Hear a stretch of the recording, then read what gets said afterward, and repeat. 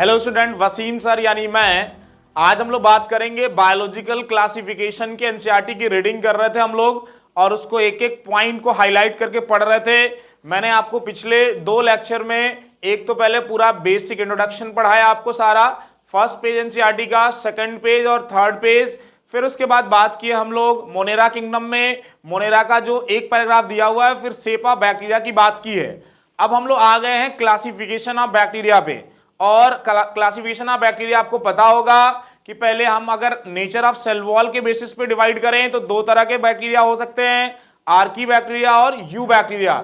और फिर हम अगर आर्की बैक्टीरिया को डिवाइड करें on the basis of survival of habitats तो 3 तरह के हो सकते हैं, थर्मोएसिडोफिल्स, हैलोफिल्स और मेथेनोजेंस। और अगर हम यू बैक्टीरिया की बात करें, मोड ऑफ न्यूट्रिशन के बेसिस पे क्लासिफाई करें तो ये 2 तरीके के हो सकते हैं, ऑटोट्रॉफिक और हेटरोट्रॉफिक। ऑटोट्रॉफिक को फर्दर डिवाइड कर सकते हैं, फोटो ऑटोट्रॉफिक और कीमो ऑटोट्रॉफिक। और फिर हम लोग हेटरोट्रॉफिक को 3 कैटेगरी में डिवाइड कर सकते हैं, सैप्रोफिटिक, पैरासिटिक और सिम्बायोटिक। बैक्टीरिया क्या नहीं हो सकता, कभी भी बैक्टीरिया होलोजिक न्यूट्रिशन नहीं शो कर सकता। तो ये है न्यूट्रिशन के बेसिस पे क्लासिफिकेशन। हम लोग स्टार्टिंग से एनसीईआरटी की रीडिंग करते चलेंगे। पहले हम आर्की बैक्टीरिया के बारे में देखते हैं। आइए बात करते हैं एनसीईआरटी में क्या लिखा है आर्की बैक्टीरिया के बारे में। चलो पढ़ते हैं पहली लाइन एनसीईआरटी की। फर्स्ट अगर हम बात करेंगे तो लिखा है these bacteria are special since they live in some of the most harsh habitat. देखिए यहां लिखा हुआ है most harsh habitats. Harsh habitat का मतलब होता है अनफेवरेबल हैबिटेट्स, यानी ऐसे हैबिटेट्स जहां पर दूसरे ऑर्गेनिज्म सरवाइव नहीं कर पाते, बहुत ही अनफेवरेबल कंडीशन होता है वहां पे जो बैक्टीरिया सरवाइव करता है उसी को बोलते हैं आर्की बैक्टीरिया। तो ऐसा कैसे हो पाता है? क्योंकि इनका सेल वॉल दूसरे बैक्टीरिया की तुलना में अलग तरीके का है और ज्यादा रिजिड, मोस्ट कॉम्प्लेक्स और प्रोटेक्टिव है। तो बात करते हैं आगे, देखिए सच। अब हैबिट दिया है मोस्ट हार्श हैबिटेट। ये जो हार्श हैबिटेट है वो क्या हो सकता है? एक्सट्रीम सॉल्टी एरियाज हो सकते हैं, और हॉट स्प्रिंग, गर्म झरनों का पानी हो सकता है, और इसके अलावा मार्सी एरियाज हो सकता है, या मार्सी एरियाज। देखिए एक्सट्रीम सॉल्टी एरियाज मतलब जहां नमक बहुत ज्यादा होता है। और ऐसा कौन सा हैबिटेट है? तो आप समुद्र की बात कर सकते हैं, ओशन की बात कर सकते हैं, और अगर आपसे कहे हॉट स्प्रिंग तो गर्म झरनों का पानी की बात कर सकते हैं। और मार्सी एरियाज मतलब दलदली एरिया जहां अंदर की तरफ सॉइल के अंदर ऑक्सीजन नहीं होता है। आपको पता होगा मार्फोलॉजी में बात की जाती है इसकी कि ऐसे प्लांट जो मार्सी एरियाज में ग्रो करते हैं तो उनका रूट सॉइल के नीचे से पेनिट्रेट करके ऊपर आ जाता है, क्योंकि सॉइल के अंदर ऑक्सीजन नहीं होता है। यानी एनारोबिक कंडीशन में भी जो आर्की बैक्टीरिया ग्रो करते हैं उन्हीं को बोलते हैं मार्सी एरियाज में ग्रो करने वाले आर्की बैक्टीरिया। अब देखिए जो एक्सट्रीम सॉल्टी एरियाज में सर्वाइव करते हैं आर्की बैक्टीरिया उनको बोलते हैं हैलोफिल्स। ऐसे आर्की बैक्टीरिया जो बहुत ही गर्म झरनों के पानी में सर्वाइव करते हैं उनको बोलते हैं थर्मोसिडोफिल्स। जो मार्सी एरियाज यानी एनारोबिक कंडीशन में सर्वाइव कर जाते हैं, मैथेनोजेंस। देखिए आर्की बैक्टीरिया क्यों इतने हार्श हैबिटेट को झेल पा रहे हैं? क्योंकि इनका आर्की बैक्टीरिया का cell wall archaebacteria differ from other bacteria किसमें? In having a different cell wall structure, यानी इनका सेल वॉल स्ट्रक्चर थोड़ा अलग होता है आगे। And this feature is responsible for their survival in extreme condition. ये जो डिफरेंट सेल वॉल स्ट्रक्चर है ये फीचर आर्की बैक्टीरिया को डिफरेंट हैबिटेट में या एक्सट्रीम हैबिटेट में सर्वाइव करने के लिए क्या करता है भाई? हेल्प करता है। आगे देखिए मेथेनोजन जो है ना मार्सी एरियाज में तो रहते ही हैं, ये और भी कहां प्रेजेंट हो सकते हैं? Present in the gut of several ruminant animals such as cows, buffaloes. देखिए काउज और बफेलो के गट में, गट मतलब समझ रहे ना, रूमिनेंट एनिमल मतलब जो चारा खाते हैं और खाने के बाद देखते हैं ना बैठ के मुंह चलाते रहते हैं, उनको रूमिनेंट एनिमल बोलते हैं। गट का मतलब एलिमेंट्री कैनाल होता है, यानी इनके एलिमेंट्री कैनाल में जो बैक्टीरिया सर्वाइव कर दे उसी को बोलते हैं मैथेनोजन। और यहां पर भी इन्वायरमेंट एनारोबिक होता है। आपको पता होगा कि जो जब कोई भी कैटल का जो डंक उनके बॉडी से बाहर आता है तो ऑब्जर्व अगर आप कभी करेंगे ना तो देखेंगे वेपर के फॉर्म में कुछ गैस निकल रहा है वहां से, उसी गैस को बोलते हैं मीथेन गैस। क्या बोलते हैं? Methane gas. तो याद रखिए मीथेन गैस का दूसरा नाम इसीलिए गोबर गैस भी बोलते हैं। आ रही बात समझ में? तो अगर आपसे कोई पूछे कि मीथेनोजेंस किस गैस का प्रोडक्शन करते हैं, तो प्रोडक्शन ऑफ मीथेन, इसी को बायोगैस बोल दो। क्या बोल दो? Biogas. From the Dang of these animals, इनके डंग से निकलता है, डंग गोबर से निकलता है भाई। चलो, ये हो गया archaebacteria.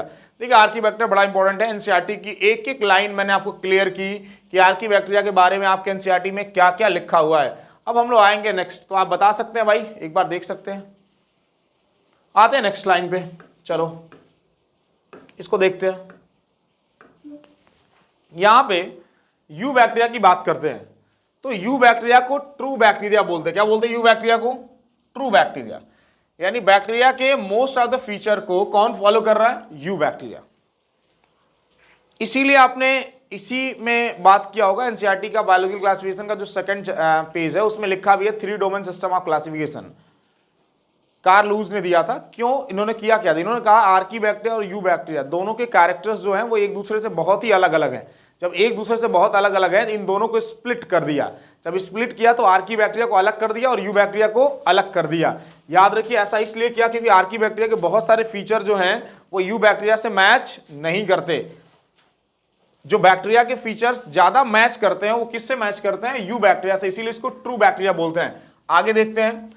They are characterised by the presence of a rigid cell wall. देखिए इसकी भी सेल वॉल रिजिड है, लेकिन अगर कोई पूछे कि ये बताइए आर्कीबैक्टीरिया से भी ज्यादा रिजिड है क्या, आप कहेंगे नहीं, आर्कीबैक्टीरिया के तुलना में कम रिजिड है, लेकिन औरों से ज्यादा रिजिड है। याद रखो, अगर कोई पूछे इसका सेल वॉल किसका बना हुआ है, तो ये आपको याद रखना है, एनसीईआरटी के टेबल में ही लिखा हुआ है, पेप्टिडोग्लाइकन, या उसी को बोलते हैं अमाइनो एसिड प्लस पॉलीसैकेराइड। अब बात कर लो, अगर इनके पास फ्लैजिला होगी तो ये मोटाइल होंगे, यानी फ्लैजिला एक लोकोमोटरी स्ट्रक्चर है, जब वो हिलता है तो ये अगर पानी में है तो तैरेंगे, अगर नहीं फ्लैजिला होगा तो ये नॉन मोटाइल होंगे। याद रखिएगा। अब बात करते हैं कि यू बैक्टीरिया में ऐसे बैक्टीरिया जो फोटोसिंथेटिक होते हैं उनको बोलते हैं साइनोबैक्टीरिया, और इनका दूसरा नाम है ब्लू ग्रीन एल्गी। याद रखिएगा, जब ये फोटोसिंथेटिक बैक्टीरिया हैं तो इनके पास क्लोरोफिल होगा, और जब क्लोरोफिल होगा तो ये लाइट को ट्रैप करेंगे, और लाइट को ट्रैप करेंगे तो करेंगे फोटोसिंथेसिस। कौन सा क्लोरोफिल है भाई? तो इनके पास क्लोरोफिल ए है, और ये किसके सिमिलर है? ग्रीन प्लांट्स के, सिमिलर टू ग्रीन प्लांट्स। याद रखिएगा, और क्लोरोफिल है तो लाइट को ट्रैप करेगा और क्या करेगा? फोटोसिंथेसिस। इसीलिए इनको बोलेंगे फोटोसिंथेटिक ऑटोट्रॉप्स।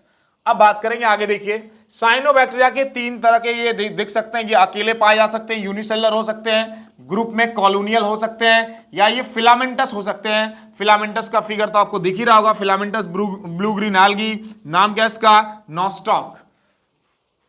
फिर अगर हैबिटेट की बात करेंगे तो ये फ्रेश वाटर यानी मीठे पानी में और मरीन वाटर दोनों में पाए जा सकते हैं। ये टेरेस्ट्रियल भी हो सकते हैं, यानी ये जमीन पर गीली मिट्टियों में भी पाए जा सकते हैं, और दोनों तरह के पानी में पाए जा सकते हैं, फ्रेश वाटर में भी और मरीन वाटर में भी। और अगर आगे की बात करते हैं तो याद रखिएगा कि जो कॉलोनियल होते हैं उन कॉलोनियल के बाहर एक कवरिंग होती है जिसका नाम है जिलेटिनस शीथ। क्या नाम है? Gelatinous sheath. उसी तरीके से जो फिलामेंटस होते हैं उन फिलामेंटस के बाहर भी एक शीथ होगा जिसका नाम है म्यूसिलेजिनस शीथ। ये वाला शीथ देखिए, ये फिलामेंटस के बाहर जो शीथ है उसका नाम है म्यूसिलेजिनस शीथ। नाम क्या है? नॉस्टॉक।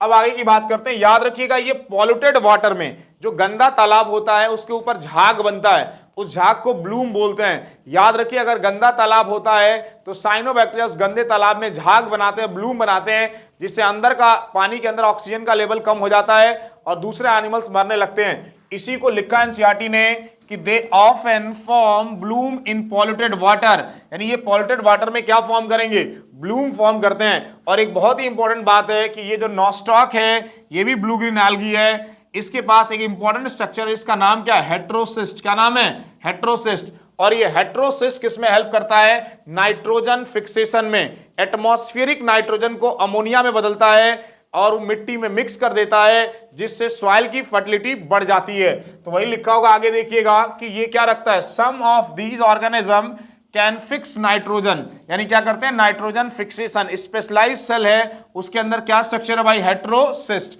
ऐसा कर सकता है नॉस्टॉक, और नॉस्टॉक के साथ कौन कर सकता है? एनाबेना। नॉस्टॉक और एनाबेना। तो ये बात याद रखिए। अगर हम बात करें कीमोसिंथेटिक ऑटोट्रॉफ्स की, तो याद रखिएगा कि जो कीमोसिंथेटिक बैक्टीरिया है वो क्या करता है, वो ऑक्सीडाइज करेगा, किसका ऑक्सीडेशन करेगा, इनऑर्गेनिक सब्सटेंस का, यानी इनऑर्गेनिक सब्सटेंस जैसे अमोनिया का ऑक्सीडेशन कराएगा।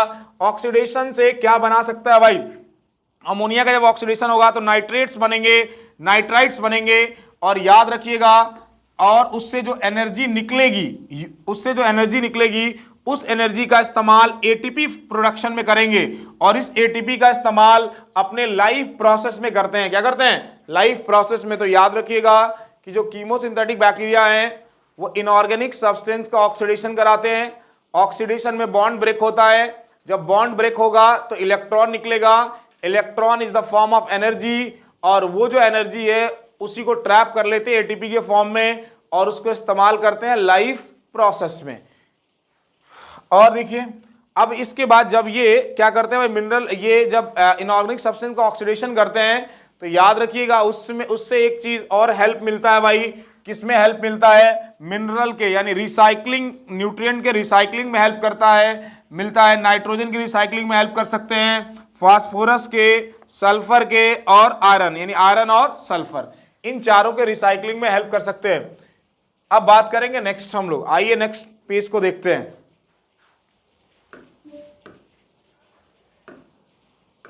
अगर हम यहां की बात करते हैं तो देखिए आप हेट्रोट्रॉफिक बैक्टीरिया, दो जगह ये बात लिखी हुई है कि ये मोस्ट एबंडेंट इन नेचर है, सबसे ज्यादा अगर किसी का नंबर है बैक्टीरिया में तो वो कौन है, हेट्रोट्रॉफिक बैक्टीरिया।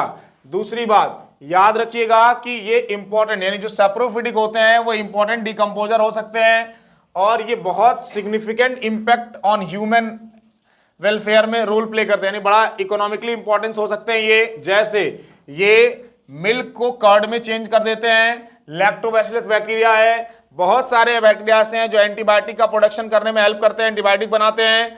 और कुछ ऐसे भी बैक्टीरिया हैं जैसे राइजोबियम, वो क्या करता है, वो लेग्यूम प्लांट के अंदर जो नोड्यूल है उसमें रहते हैं और वहां से फूड लेते हैं, और बदले में आसपास नाइट्रोजन के लेवल को बढ़ाते हैं, नाइट्रोजन फिक्सेशन करके, जिससे सॉइल की फर्टिलिटी बढ़ती है। दोनों एक दूसरे को फायदा पहुंचाते हैं, कोई किसी को नुकसान नहीं पहुंचाता। तो याद रखिएगा कि एनाबिना नॉस्टॉक भी नाइट्रोजन का फिक्सेशन करता है, लेकिन वो फ्री लिविंग करके होके करता है।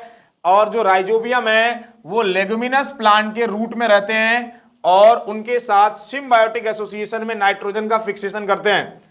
अब देखिएगा आगे कि कुछ पैथोजन, यानी जो पैरासिटिक बैक्टीरिया होते हैं ना, उन्हीं को हम पैथोजन बोलते हैं। ये क्या करते हैं, ये ह्यूमन पे भी डिजीज कॉज कर सकते हैं, क्रॉप्स पे भी कर सकते हैं, फार्म एनिमल्स पे भी और पेट्स एनिमल्स पर भी कर सकते हैं। कुछ डिजीज का नाम दिया, कॉलरा, टाइफाइड और टेटनस, ये तीनों एनिमल के डिजीज हैं। सिट्रस कैकर, ये प्लांट डिजीज है। याद रखिएगा अगर हम बात करेंगे आगे बैक्टीरिया के नेक्स्ट पैराग्राफ में, यहां से यहां तक बैक्टीरिया के रिप्रोडक्शन की बात कर रहा है। याद रखिए रिप्रोडक्शन में क्या बात कर रहा है, कह रहा है कि बैक्टीरिया जो है ना, दोनों बैक्टीरिया मेनली बैक्टीरिया में क्या होता है, बाइनरी फिजन, यानी फिजन होता है, मेनली फिजन होता है। और ये जो फिगर में दिया हुआ है ये बाइनरी फिजन है, ये बाइनरी फिजन है। एक बैक्टीरियल सेल दो बैक्टीरियल सेल में क्या हो रहा है, डिवाइड हो रहा है। यानी अगर कहूं कि ये एक बैक्टीरियल सेल है, ये एक बैक्टीरियल सेल दो बैक्टीरियल सेल में डिवाइड हो जाएगा, ये एक डॉटर सेल बनेगा और ये दूसरा डॉटर सेल बनेगा। यानी ये कैसा फिजन है, ये बाइनरी फिजन है। क्या है ये, बाइनरी फिजन। याद रखिएगा ये एक तरह का क्या है, सेल डिवीजन है। तो ये मोस्ट कॉमन होता है और फेवरेबल कंडीशन में होता है। अगर कभी अनफेवरेबल कंडीशन में आ जाए तो बैक्टीरिया बाइनरी फिजन ना करके स्पोर्स बनाता है। क्या बनाता है, स्पोर्स। तो स्पोर्स कब बनेंगे, अनफेवरेबल कंडीशन में, और फिजन कब होगा, फेवरेबल कंडीशन में। याद रखिएगा they also reproduce by a sort of sexual reproduction bye adopting a primitive type of DNA transfer from one bacterial cell bacterium to the other।